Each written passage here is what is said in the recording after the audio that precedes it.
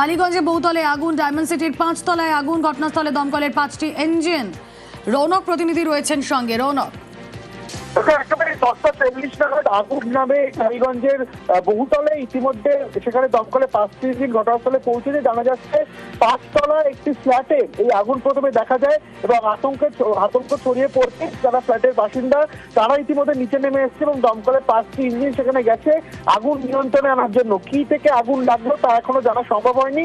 ঠিক 10:40 নাগাদ কিন্তু দমকলের কাছে খবর যায় এবং ইতিমধ্যে সেখানে গিয়ে আগুন নিয়ন্ত্রণে আনার যে কাজ এবং প্রাথমিক পর্যায়ে ফায়ার অ্যারেস্ট করার, কারণ পাশেই প্রত্যেকটি ফ্ল্যাট রয়েছে যাতে আগুন ছড়িয়ে না পড়ে, সেই কারণে কিন্তু ফায়ার অ্যারেস্ট করার যে প্রাথমিক প্রক্রিয়া তা ইতিমধ্যে চালাচ্ছেন দমকল কর্মীরা। ওকে।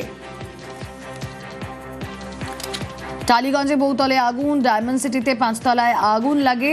এখনো পর্যন্ত কারণ স্পষ্ট জানা যায়নি। 5 তলায় আগুন আতঙ্কে নেমে আসেন অনেকেই।